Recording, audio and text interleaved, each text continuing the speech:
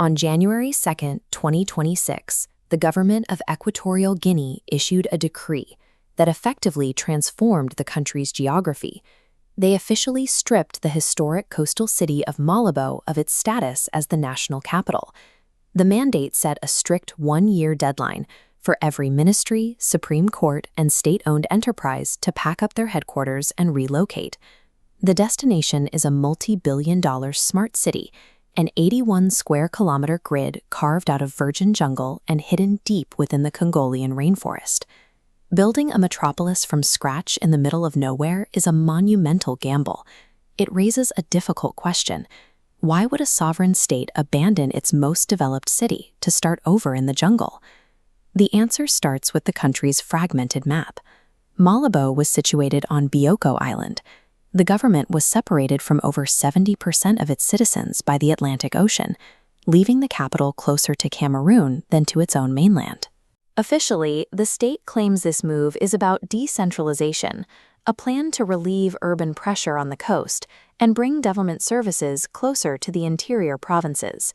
But the scale and location of the new city suggest a different motivation.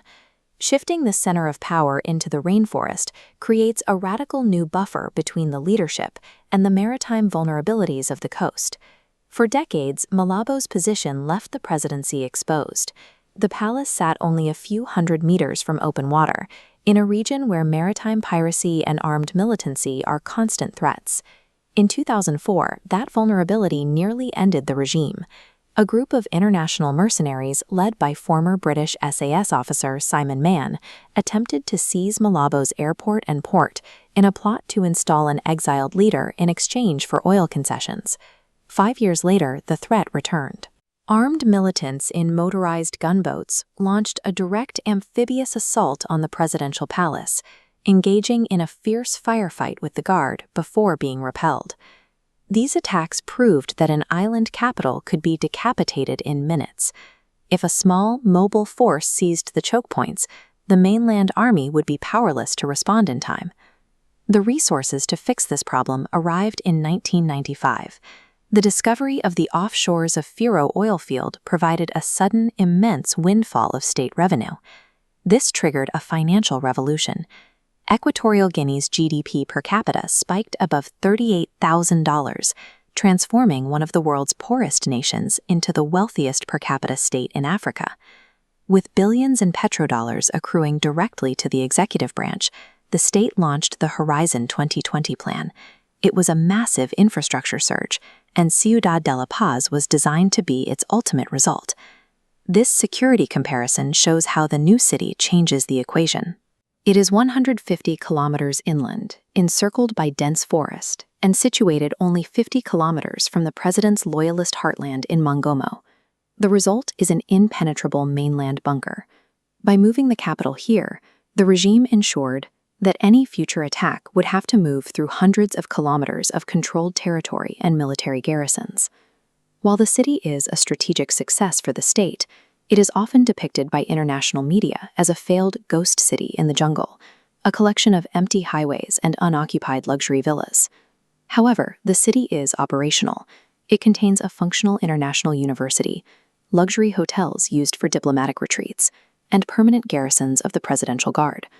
The low population is partly due to a commuter culture. Until the 2026 decree made it mandatory, many civil servants stayed in city apartments during the week and migrated back to the coastal hubs on the weekends. This stress matrix shows the high cost of keeping the city alive. The humidity and rainfall are so aggressive that the city requires year-round maintenance to prevent the rainforest from reclaiming the roads and buildings. The city exists in a constant state of tension, an expensive battle against both the reluctance of its citizens and the natural force of the Congolian jungle. This effort has cost an estimated $3 to $8 billion, though the government publishes no itemized records to verify the exact total.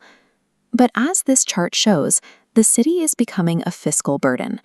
Production in the country's maturing oil fields is crashing, yet the cost of maintaining this jungle metropolis remains fixed. This is the legacy of President Teodoro Obiang, the world's longest-ruling non-royal head of state. After 47 years in power, The city stands as a permanent monument to his administration. Ciudad de la Paz serves a purpose far beyond public administration. It is a physical demonstration of what happens when a regime has the wealth to buy its way out of a geographic trap to ensure its own survival.